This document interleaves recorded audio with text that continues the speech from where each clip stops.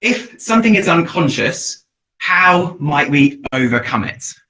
Well, fellow Toastmasters, we've heard a lot about it at this conference. And for me, the way that we overcome this is with proactive diversity and inclusion. Now, for me, diversity and inclusion is not a policy, it's not a law, or it's not a rule to be enforced. Instead, diversity and inclusion lies in everyday communication and leadership, for which I would argue we all here are responsible for. I want to quantify some statistics to show you how underrepresented some communities are. I'm going to quote from the FTSE, so the top 100 UK companies on the stock exchange, and I'm going to enlist the audience's help to visualize this. Now, this is for both online and in the room. So if you're in the room and you came back from the break and there was a coloured card on your chair, keep that close now. If there's one on an empty chair, feel free to grab it to get involved. And if you are online, our lovely Zoom masters have entered a colour into your name. Again, that is for the same purpose. So let's start with the blue card holders. If you have a blue card, please stand in the room or raise your hand online using the Zoom feature so that we can visualise those statistics. There are 9 blue card holders amongst us today, and 9 is the number of female CEOs that lead those top 100 companies. That's despite 51% of the UK population being female. Thank you. Take a seat or lower your hands. Next, let's have the orange card holders. Stand in the room or raise your hand if you're online with the Zoom tool. There are 11 orange card holders, and 11 is the number of non-white CEOs that lead those top 100 companies. That's despite 21% of the UK population belonging to an ethnic minority. Thank you, orange cards. Take a seat. Lower your hand. Next, let's have the green card holders. Raise your hand if you're online, stand if you're in the room. Really? 0? None? Okay. What about yellow? Any yellow card holders? Stand if you're in the room. Raise your hand if you're online. There isn't a mistake. 0 is the number of out LGBTQ+ CEOs that lead those companies. 0 is also the number of disabled executives that lead those companies. That's despite 3.6% of the UK population identifying as LGBTQ+, and 28% of the UK population being disabled. Now, I don't share these statistics to make anyone feel shame, sadness, or guilt. Instead, I share them to show you and inspire you of how much room there is for growth and improvement in this space. We're going to invite some panelists up on stage shortly, but I want to leave you with 2 final thoughts from myself. The first is, you might be asking, am I a diversity and inclusion expert? And the answer is no. What I am an expert in is my own LGBTQ+ experience, just like all of you would be an expert in your own lived experience. However, whilst being that expert, we are siloed in an echo chamber of our own thoughts, the media we consume, and the people that we surround ourselves with. The only way I feel that you can break out of an echo chamber is with the authentic conversations we are about to have. Second thought, you might be thinking, this is great for those that have protected characteristics, but does this benefit everyone? And I have a final statistic to end on, and it's from Forbes. Forbes found that teams with a diverse makeup were 60% or up to 60% more productive. And in 87% of cases, those diverse teams made better business and financial decisions. I had some instructions about how the audience can get involved in our panel discussion. I have some questions that are already loaded that I will ask our panelists. However, I want this session to be for you. Please be as honest and ask any burning questions that you have. And the instructions for that, pretty standard. In the room, just raise your hand, wave at us. We'll happily hear that question vocally. Same for online, use the online Zoom raise hand feature. And Olga, if you could just shout out if anyone has a question online, that would be great. There is a second way that you can participate if you wish to be anonymous. You can scan the QR code up on screen or visit vvox.app and enter that ID. There you'll also see a list of the questions that I plan to ask, and you can upvote them if you prefer. There's also all of the sources for which I've quoted the statistics on. To move to the Q&A side of that app, you just have to press that question mark bubble just there. Technical team, if we could put the display of the Q&A board up now while we swap over, that would be great. And audience, if you could join me in welcoming our panelists. So first, online, we have Nishta and Gandhi. Welcome. Hi.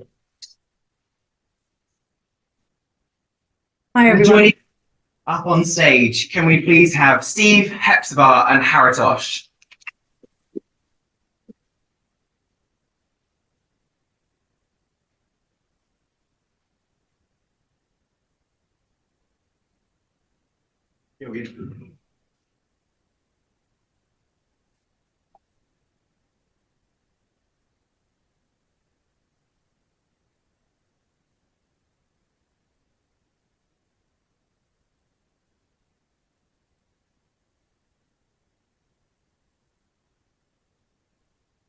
Thank you all so much for taking the time out to discuss this important topic.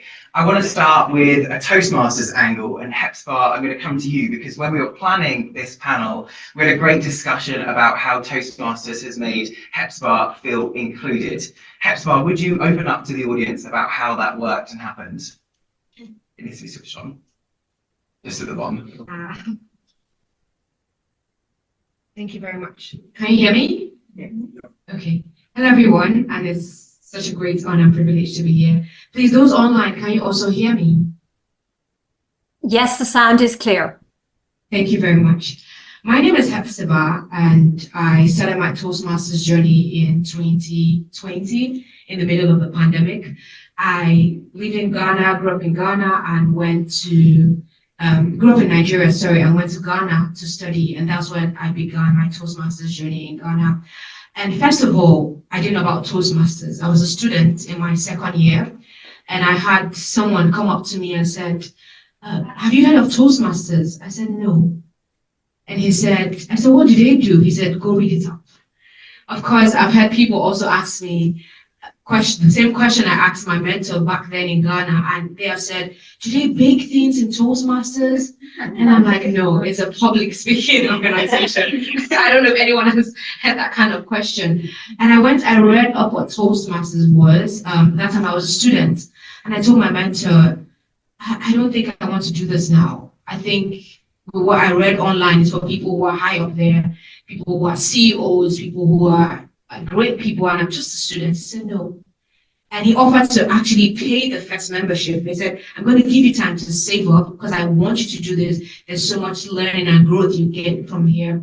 So I started that journey in Ghana, served as president, and then moved up to working in different committees in the district level. And so when I moved, I came to the UK, and I said, no, I still want to continue because I want to continue growing. I want to make sure that I am pushing myself. Why did I share the story? First of all, the fact that someone noticed the potential in me, even when I gave excuses, I didn't know what Toastmasters was, I wasn't ready. He saw that opportunity and said, no, I want you to do this. Second of all, so moving on to coming to London, I've had a great experience. I'm part of Central London Toastmasters Club. And what made me convert was because the reception I got from the first time I walked into that meeting, and I believe for anyone who is a Toastmaster, you remember your first experience. Someone smiled at you, a VP or the president, listened to you and broke things down. So as I even share the story, it's just even that understanding that sometimes we have to see potential in people to even push them, that would make them feel included, that would say, oh, you can do this, there's this opportunity for you. And secondly, even the reception we give to them. I am still continuing my Toastmasters journey, and I won't say I have everything all figured out, but there are people at specific points that I can reach out to. Their openness, their willingness to listen to me, to acknowledge me, is what makes me feel included in Toastmasters. Thank you.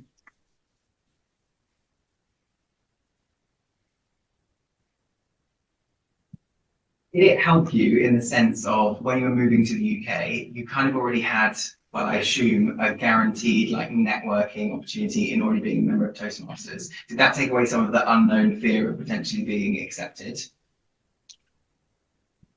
In a way, it did, but at the same time, at the back of my mind, I said, this is a new culture, and you all agree that we all have different cultures. I'm like, this is a new environment, things are going to be a bit different. I was still a bit skeptical, like, I will try it. I know definitely Toastmasters is present in over 160 countries and still growing. I'm not sure how receptive the club will be. I'm not sure. I had thought about maybe accent, maybe what will be the diversity in the room as well. Will I see people that I can relate with? And it was beautiful. Actually, my club president is online, Gandhi. And when I introduced myself the first time, when we had all guests to stand up, and I said, this is my first time, it's like, oh, Hepzibah, where are you from? And that started the conversation. And for him to listen, for him to say, we want to see you another time, for him to reassure me that, oh yes, this is a great community. If you want to join, still go to other clubs where you can make a decision and just know that you are welcome here. So that's really helped. That even though I had those biases, I would say that the people I met sort of like helped me cancel out some of the thoughts or some of the fears that I had. Would I be accepted? Would accents be a problem? Will I see people who are 100% perfectionist? And but all of that kept being cancelled out one by one because people's, the way they treated me or their reaction or just their friendliness made that difference. It's amazing to hear. Thank you so much for sharing. I want to stick with the club kind of theme. And Nishta, I'm going to take this next question to you because we've had so many conversations about this at Aylesbury Speakers.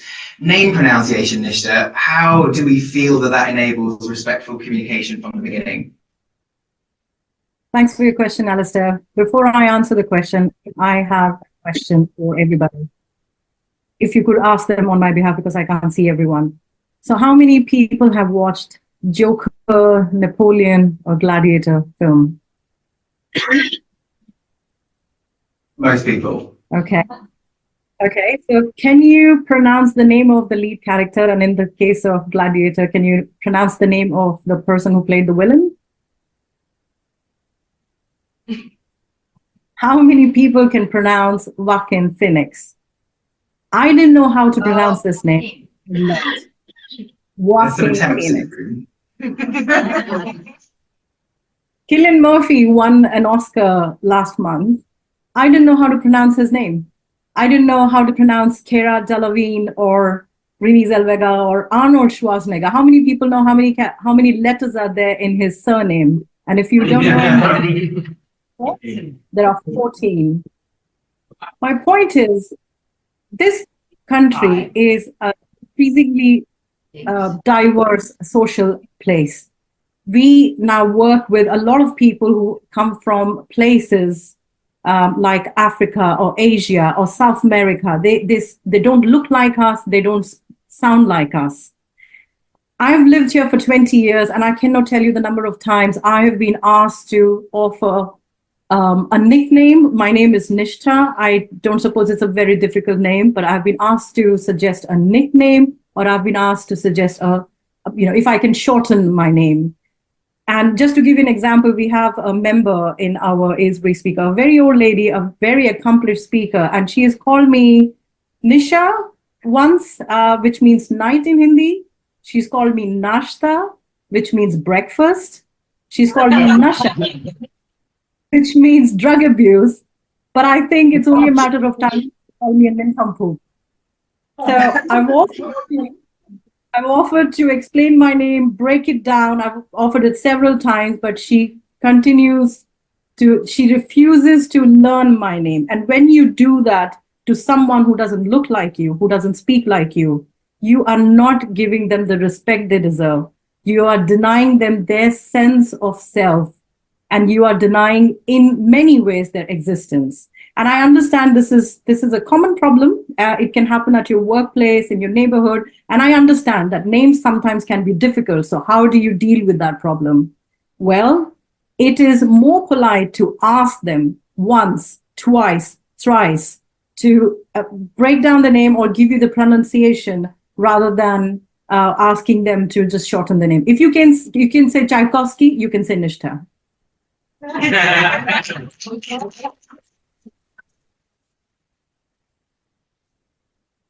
Thank you very much, Nishtha. And there was lots of nods here in the room, so great, great insight. We've got a couple of upvote questions. I'm going to take the one at the top, and this is for Haritosh. So you heard me talk in the start about how unconscious bias is on both sides. It can be the individual that's speaking in this case, or it can be the audience. Has your own unconscious bias ever held you back? Thank you, Alistair. Good afternoon, everyone. When you ask this question, it takes me back to 2015. So 2015 was the year, first time I came to the UK, and I worked for the whole year, and I had a very amazing client. He loved my work. I loved interacting with him. And after my assignment, when I was going back, I saw a post on his Facebook which said that I am gay. And that, for few minutes, changed my perspective. Why was he being so nice to me? Why did the guy invite you? I think that was the biggest example of the bias that we subconsciously get, and especially coming from a background which is still evolving, coming from India and other subcontinent, where we don't have that much of awareness, I'm going to be honest. So coming from that background, it took me a while to understand this bias, how it affects us, and how we really need to put that filter out. So that would be my answer. I think I was talking to a lot of people at dinner last night. Something that's really prevalent for me is that sometimes people of these protected characteristics are so ready to be insulted and attack people who aren't, or are unconsciously potentially excluding them or doing something that is upsetting. So hearing that from you, Haritosh, I would never respond in anger to that kind of thing. I hope that you would be receptive to me being like, oh, well, okay, like I want to learn from you, and I hope that you can also learn from me. And I think that's diversity inclusion at its core. Let's go to Steve next. So Steve, the only MBE holder that I'm aware of the panelists. Yeah, so far. Your time. In my mind, high achiever. So how has being included kind of enabled you to become a better leader and get those kind of gravitas achievements? Thank you, Alistair, and thank you for asking me to be part of the panel today. I think I need to start by saying that actually, before it became a leadership thing, it became a life thing. Some of you might know this, so that others don't. My PE teacher at school, when I was at secondary school, got fed up of not being able to write me a PE report. So he taught me how to score a game of cricket. And I've now been scoring in local cricket leagues and for my club for 30 years. And I've just celebrated 20 years on the committee of the local Premier League. Cricket is what has given me all of the other opportunities in the voluntary sector. It is in fact the reason why I'm sitting here today, because I discovered my love of public speaking because the chairman didn't turn up to an award ceremony and a secretary had all the trophies, nobody to do the speaking. So I did that. So I think in order to feel accepted as a leader or belong as a leader, I had to first of all feel accepted and belong as a person of the human race, which is what cricket did. Certainly the most useful thing that it's done for me as a leader is given resilience. And sometimes we get so het up in the smallest of things that we forget what the big picture is. So yes, there's frustrations in life, but actually sometimes does it really matter? And I think I've really been able to focus on resilience. And also I think that I've been able to help to coach and motivate teams that I work with at work. And I often use a phrase as Christian, when he name dropped me earlier on his test speech, said, I often say, what's the alternative? And you have to ask yourself, what's the alternative? Yeah. The best example I had of inclusive leadership was when I was on a senior leadership away day, and I hate those away days because I think somebody's going to ask me to climb a tree. You know, I'm ambitious. I'm not that ambitious. I went to this away day, and actually they were doing clay pigeon shooting, And they made the entire team sit on chairs to do the clay pigeon shooting because that's how I could be part of the activity. So they thought ahead of it. 9 times out of 10 people don't think ahead of it because sometimes unless they're in your shoes, they don't understand how your shoes work. But that was the best example that I could think of. But resilience, I would say, and being able to think about the bigger picture and not get sucked into things that really don't matter has really helped me to become a better leader.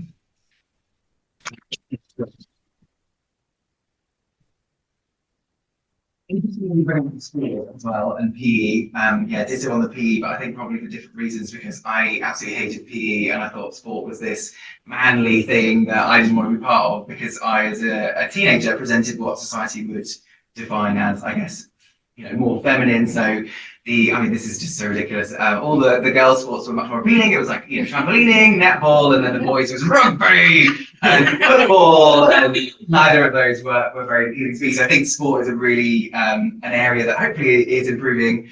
But yeah, in terms of the whole gay footballer thing, it's an ongoing kind of, amongst all those footballers, there must be someone who is, and it's really sad that they feel like they can't be accepted in that kind of community, but I can certainly relate to them. We've got a question from the audience, thanks to whoever submitted this. So this is a really good one. I hadn't considered this thought on the panel. So what about age bias? Does the panel believe that conscious life ends at 65? Any volunteers? So for those of you who know that I've traveled to a few countries and I was part of this club called Pioneer 17, Indianapolis. And I remember first time I went there and they invited me very well. And there was this old gentleman. And this old gentleman comes, he's got white shirt and black. He's a World War II veteran and he drives a SUV car. And he comes.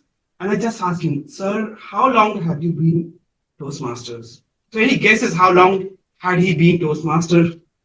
Now, before you answer that, let me tell you, he was 93 years at that time. And when I asked him this question, he was in Toastmaster for 50 years. Now, who would have guessed that? So I think, yes, we do have age bias. And as multiple speakers over the last 3 days have said, we need to get out of that bias. We need to accept. And I think that experience really made me humble that yes, anybody can be Toastmaster, and more importantly, anybody can be learner if that 93-year person is coming every Thursday and delivering a speech, delivering a poem. We used to have poem ritual there, giving fantastic evaluation, then got much longer to that.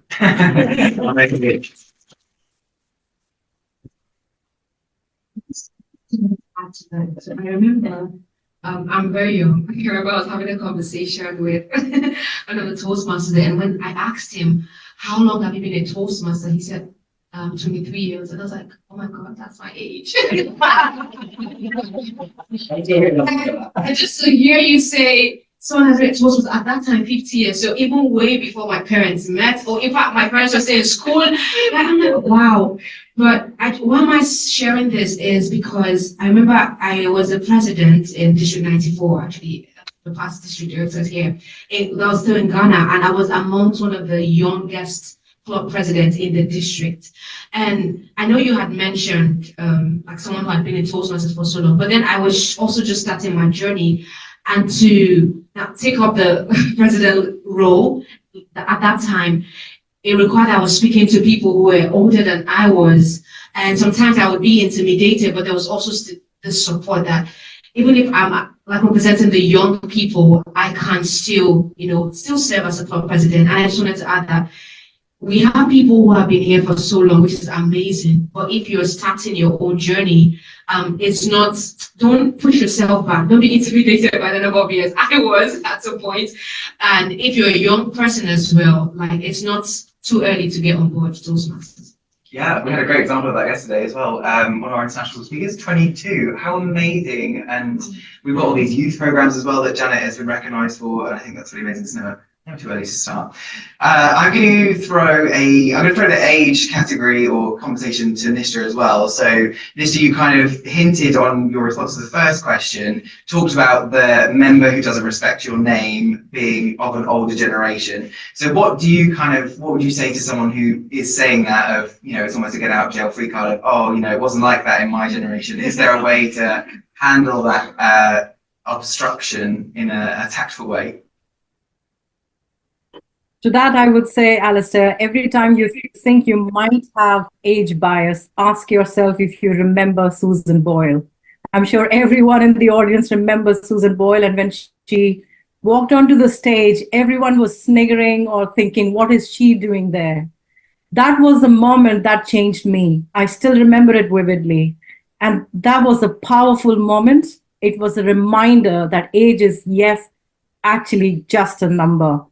And I can give you a lot of examples of people who have done amazing things in their 60s. I mean, we often give the example of KFC's founder, Colonel Saunders, and it's a classic case study in business schools.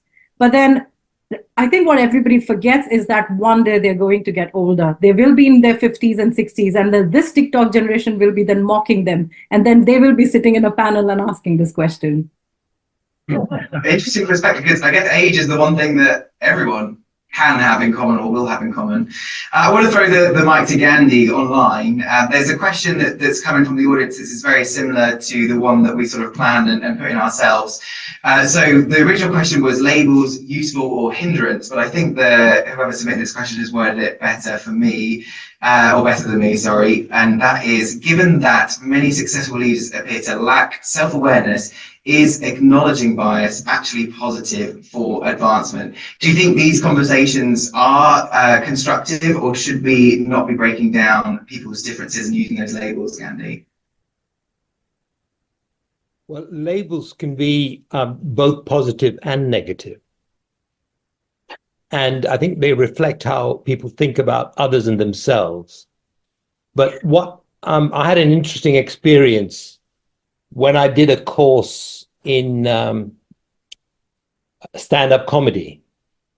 And at the beginning of the course, I had to stand in front of the audience. And we didn't know each other at that time because we just started the course. And everyone talked about me. So the tutor said, "Oh, so what do you think of Gandhi?" And one of the ladies in the audience said, "He looks like an Uber driver." And then another guy said, "Oh yeah, he looks like the guy in the corner shop." And this kind of taught me very quickly that the moment you walk onto stage or the moment you see someone, you've already made up your mind about who they are. And that's fascinating, that people have preconceived notions of who you are. But the moment I started talking, he then asked, "So what do you think about Gandhi now?" And they said, "Oh, he could be a doctor, or he could be a tech entrepreneur." So it made it very clear to me that the way you speak has got a lot to do with how people label you. And this is a very interesting concept, and this is very relevant to Toastmasters, simply because we are making our voice heard. And that is what you can actually change the label around, or you can go with the label. You can play to people's preconceived notions of you, or you can turn it around by how confident you are.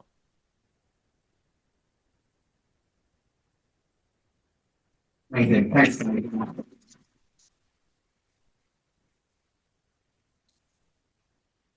So we had another question, and it's a good spiral off of what you were just saying, Annie. So what is one way everyone can adopt to promote unbiased thinking? And I actually want to add some perspective from myself here. So as Sachin mentioned, I work in the pharmaceutical industry or provide events for pharmaceuticals.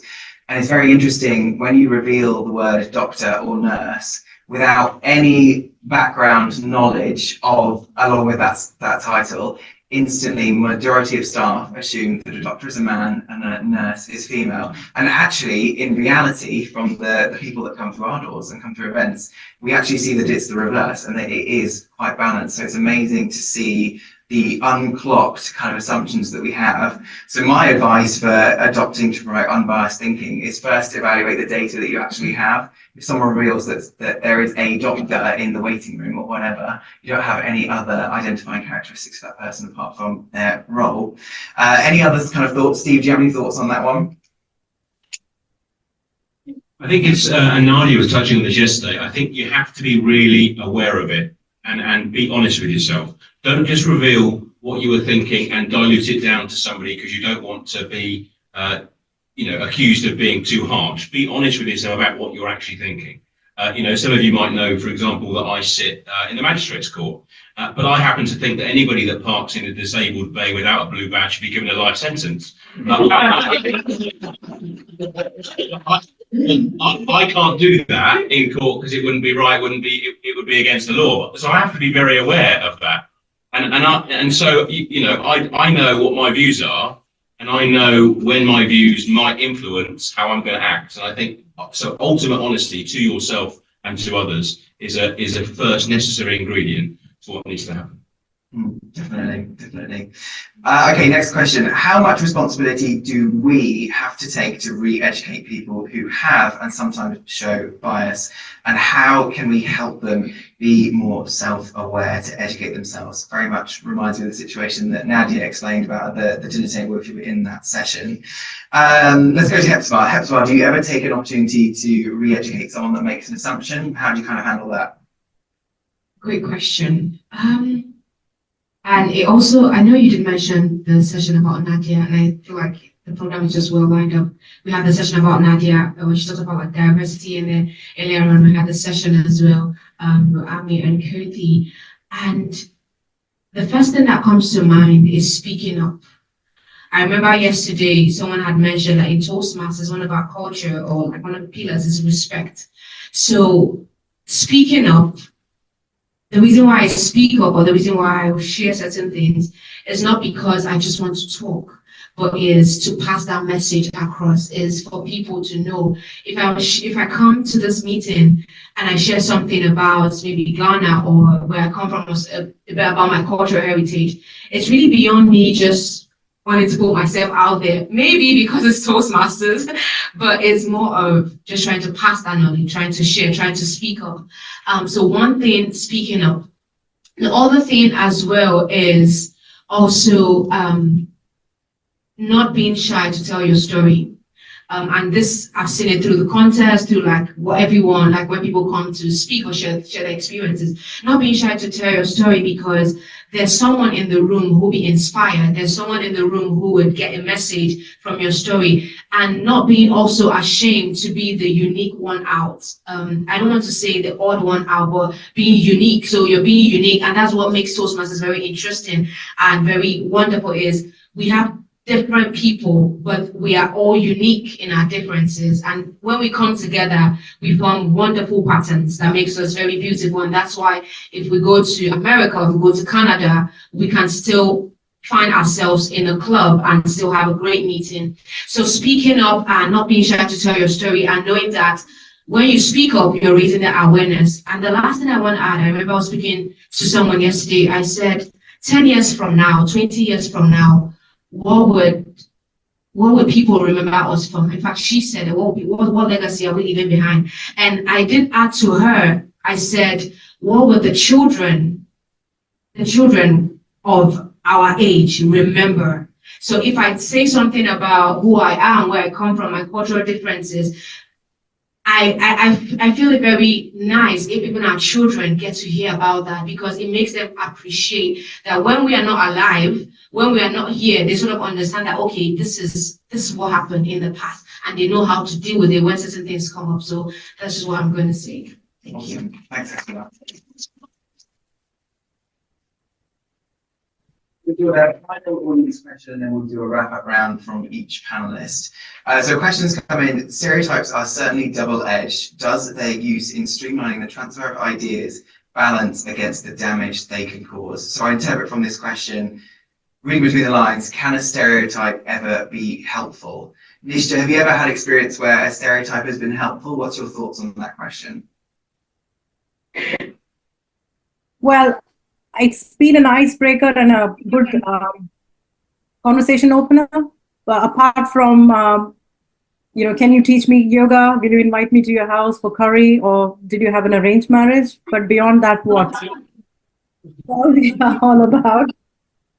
No, I am also, a citizen of this country. I'm also your fellow Toastmaster. I'm also a woman, a fellow woman for some of you. I'm so many things. Do not put me in a bracket. You can ask me a lot of things. I mean, if you would really want to know who I am, one polite way of perhaps asking, and it can actually help you navigate as well. You can actually ask, which language did you speak growing up?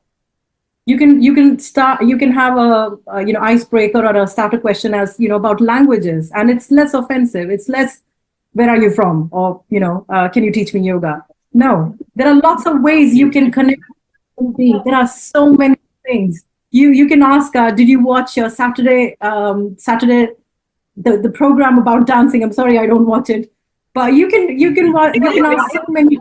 With the person, or who's someone who doesn't look like you or doesn't speak like you.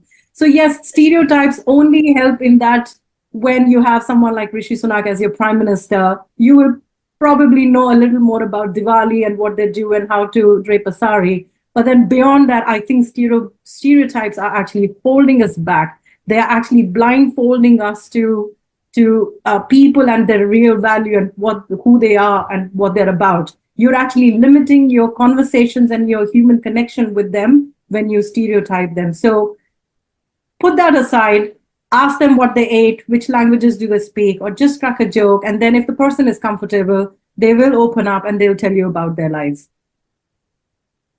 Thank you. From each panelist. We talked earlier that lots of people are so ready to be offended, and I think social media amplifies that for sure. If anyone in this room or online is thinking, I don't want to speak out in case I'm cancelled or in case I face backlash, what would your advice be to empower them? We'll start with in the room. Steve, do you want to go? You've got to be brave and you've got to be open to be educated. So if you hold back what you're going to say, you're never going to move forward. You're always going to be scared. You're then not going to deliver messages. You're then not going to be your authentic self. So I think you've got to be brave, speak up, and own what you say. Absolutely. It also, just to also add, it also goes to knowing yourself. And I know we've had amazing sessions to talk about self-awareness, knowing yourself, knowing that I always tell myself I'm a work in progress. And that just also give myself room to make mistakes and learn from it, and also share with people certain things. Maybe if I don't feel in a particular way, probably I feel offended, I feel shut down by anyone. I try to even have a conversation, and I've done that before. I'm like, this is how what you did made me feel. I'm not taking it personally, but I am acknowledging the emotion. And maybe that's not what you meant, but me telling you would help you that next time when you see someone else, you wouldn't probably do it in this way. Or when you see me again, you wouldn't do that, right? So knowing yourself, knowing what makes you, knowing what triggers you, and just also knowing how to communicate that. And even when you feel like it's just in my head, I'm not so sure. So I asked a question earlier today because I was thinking about a few things, and the answer I got helped me. I'm like, okay, so next time I can do this in this other way, or another time I can communicate in this other way. So for everyone, know yourself, know that you're a work in progress. And if there's something that you don't understand, bounce it by lots of people. There are lots of amazing, great people here. And don't ever allow yourself to be shut down. You may experience it, but don't internalize it. It's not really about you. Address the action. Someone told me something, ask why. And I think the session I had about Florian, he said, keep asking why. Why was I shut down? Is it about me? Is it about the person? Is it about something else? Could I have communicated better? Could they know something better? So that's just what I'll add. That's well. Parakosh, one piece of advice. Thank you, Alistair. I want to point out one thing which we have amazing in the Toastmaster, but if we take it outside Toastmaster also, which will help. And that is for someone who classifies as an ambivert, because at times I'm very extrovert, reaching out to people, but at times I just want to stay quiet. This one person, which is having a coach, whether within Toastmaster or outside Toastmaster, and just expressing what you're going through and having somebody to bounce the idea, getting the reflection can really help. So I would definitely recommend that if you're going through certain things, get a coach. And I think we have beautiful community of coaches in Toastmaster can really help you go what you're going through and navigate through. I would say that's my advice. Thanks, Harish. Gandhi, one piece of advice for the audience. In terms of streamlining the transfer of ideas, it is double-edged in the sense that it's what you interpret it as. When you're stereotyped in a certain way, if you have a positive outlook on whatever comes at you, even if the intention sometimes is negative, if you interpret it in a positive way, that can balance against the damage they can cause. That's absolutely right, in the sense that if someone looks on you as somebody who is not really capable because of the way you talk, or because of your age, or because of your background, you can turn it into something positive simply by your excellence and by the fact that you are really capable. I think that is the real test. I think it was Oprah Winfrey who said that the best detriment to bias is excellence. And I think that is the most powerful force that you can have. And the ability to express yourself, the ability to articulate your thoughts in a very clear and positive way, in a humorous way, in a way which will be absorbed by the audience with a feeling of warmth towards the person who is addressing them, is something that can transform even someone who has got a very negative outlook. It is the change agent, is the ability to communicate effectively. And that's why I think Toastmasters is such a powerful force for the good, because it can change people's lives in a very powerful and positive way. Communication is the change agent. I love that. Nisha, a final closing thought for the audience from yourself. I just want to say, when you see someone, you have no idea who they are and what potential they have. I just want to give a little exercise to all of you sitting there. When you travel in a tube underground in London, your carriage will have people from more than 50 nations.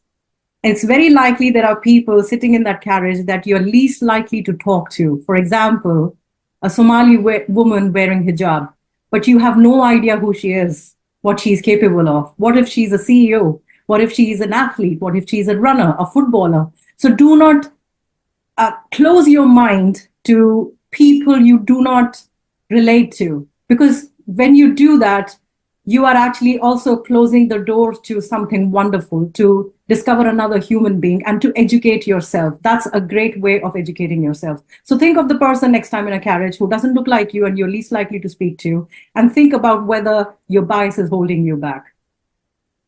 Thanks, Nisha. Thank you to our panelists. Thank you to the tech team for helping me with all my diva requirements. And I want to finish on a quote by RuPaul, which is, "Divided we fall, together we stand."